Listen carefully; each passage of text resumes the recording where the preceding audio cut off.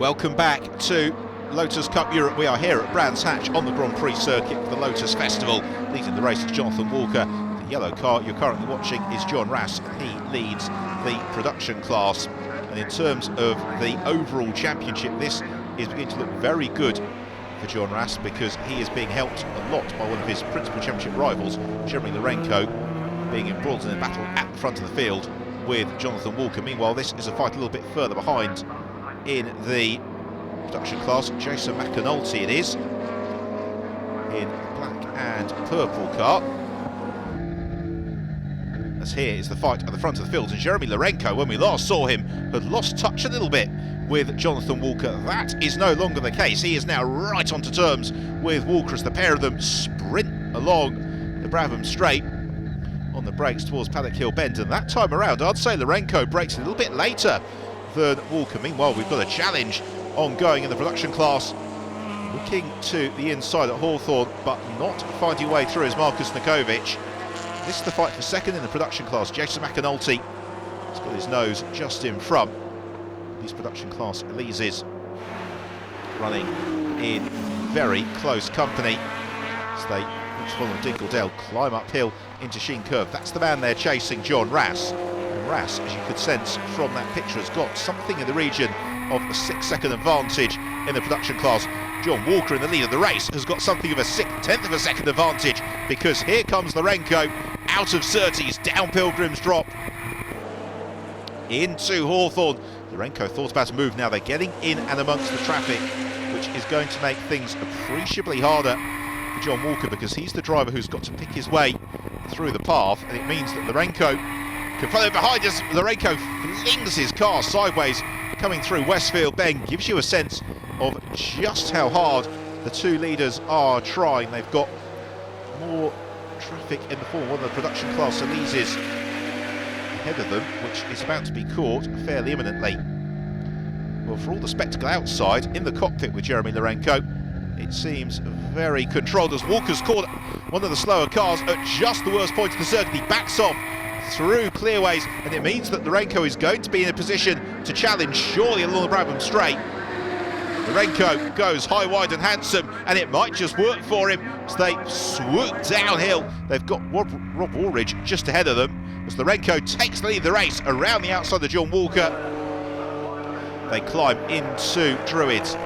Lorenko, can he hold on to the lead? He runs a little bit wide through Druids, but crucially he's got the inside line for Graham Hill Bend, and he squeezes out Walker. Walker looks for the switch back along the Cooper Straight, nothing doing. And again, all very calm for John Walker. He's just waiting to see what happens. As Lorenko makes a mistake into Surtees, he drops two wheels over the curb and runs wide. Oh my goodness me, for Jeremy Lorenko. He's had the lead on 2 occasions, and it's been driver error that has cost him twice so far in this race. But he might get a couple more cracks at this, because we've still got a lot of traffic to overcome. That's Max Alves in the bright orange car. We've got some more traffic possibly into Westfield Bend. Yes, we do. It was all very tight. And climb up into Sheen. Headlights ablaze from Walker. He's also going to have to be quite reliant here on not catching cars in the midst of their own battles on the road ahead of him. There is the production leader, John Rass. He has got Tamas Vizin just in behind him. Vizin running in the open class, and therefore not a particular rival for Rass. Meanwhile, a good scrap going on between Philippe Loop and Nicholas Walker. This is for 6th and 7th place. There is the 3rd place car, Gregory Rass, who long ago lost touch with the leaders. He's now got a little bit of traffic to contend with. Doesn't present too many problems. Eric Van Tove, the white car, back to the front of the field. Walker and Lorenko, 2 immaculately prepared Lotus Exige V6 Cup R's, head through the left-hander at Graham Hill Bend along the Cooper Straight. And next challenge is going to be Surtees. That will take them out on to the Grand Prix loop. That's a little bit better from Jeremy Lorenko, but again a big correction on the exit of the turn. Maybe just being a little bit too enthusiastic with the right foot. It's not really cost him anything though. So he flicks up to 5th gear. Downhill into Hawthorn's. Both drivers now beginning to push these cars to the limits of their aerodynamic and mechanical grip. The rear of the cars just squirming a little bit through Westfield. Lorenko, the rear of the car, just steps out of line. He corrects it almost instantaneously. Out of Sheen. Next turn is Sterling.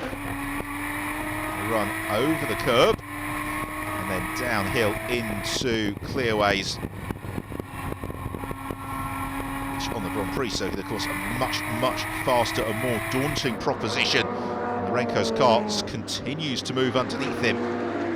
Walker possibly a little bit smoother in this stage of the race, but Lorenko in the mood, and he darts to the inside at Paddock Hill Bend. He can't quite make it stick. They've got the bright yellow car of Janos Santa for Lapri as well, and he is passed by Walker before Druids. He's also passed by Lorenko. It's really nice driving from Santa, who doesn't get in the way. So the battle for the lead remains exactly as it was. The two of them exit Graham Hill Bend, just running a little bit wide out over the curb. On that occasion was Jeremy Lorenko. Meanwhile, there is Benoit Roger. He is currently in 12th position. Back to the front of the field. We ride in car once more with Jeremy Lorenko. More traffic immediately up ahead of them.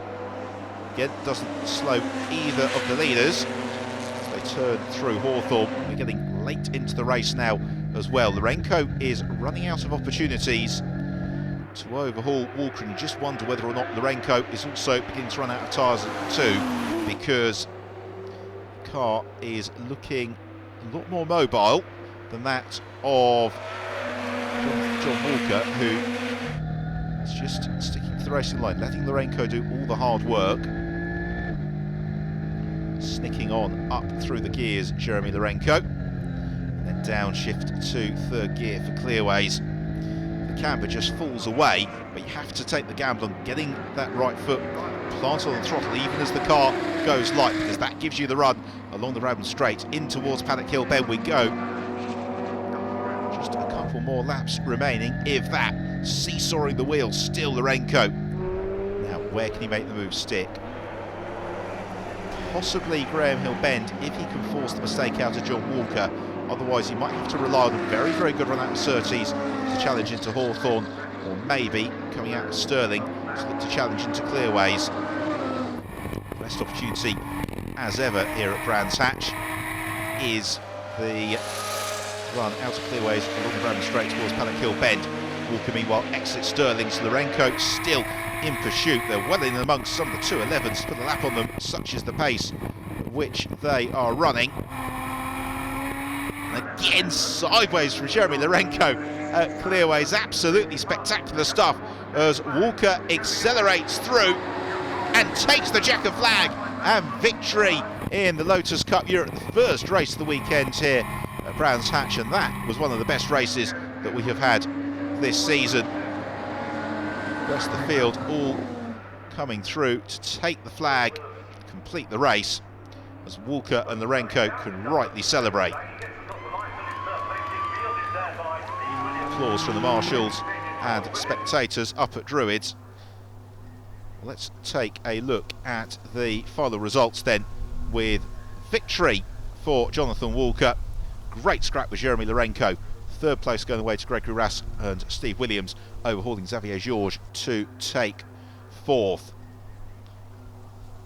It's another super performance from John Rass. He took production class honours from Jason McAnulty and Marcus Nikovic. All three of them, though, a remarkable drive to finish inside the top 20. Race that was thankfully low on casualties, with Yves Kureman completing the field. On the way, though, we did unfortunately lose David Harvey and Phil Capstick, amongst others.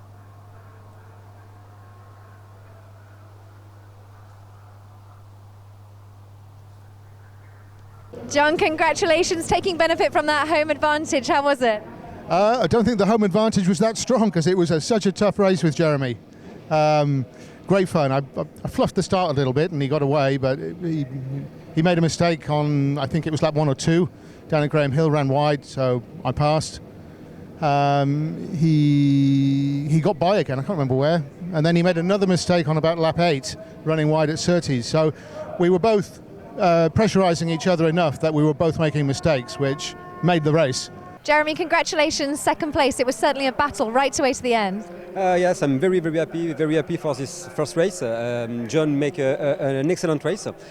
I make 2 mistakes, and it's a race. I'm very happy, much fun, much pleasure. The sunshine in UK, wonderful. Congratulations, Christophe, winner of the 211 class. Well done. Thank you. C'était vraiment une belle course, je me suis vraiment amusé, j'ai eu des problèmes mécaniques en fin de course, c'était vraiment super, je me suis éclaté. Now obviously you've not been here at Brands Hatch for a while, what was it like driving out there? J'aime beaucoup Brands Hatch, c'est vraiment un de mes circuits préférés, où franchement la technique prend sur le dessus sur tout ce qu'il peut y avoir comme autre circuit sur autre circuit, vraiment c'est super. Fantastic, well congratulations. Thank you, merci. John, congratulations. We always thought it was going to happen. Winner of the production class. Yeah, thank you very much. Yeah, it's a surprise. Honestly, I thought I could do second or third, but first is very nice. Good point for the championship, so very happy. Matt, congratulations, winner of the open class. Tell us how it was out there. It was good. It was a good field. There was I was running in about third, and then the couple of people ahead of me went off. So. Basically sort of won a bit by default, to be honest. But it's nice to be back into racing. I came off a horse earlier in the year and broke my hip, so I've spent about 6 months out. But can't cope with 1 horsepower, but seem to be able to manage 260 okay.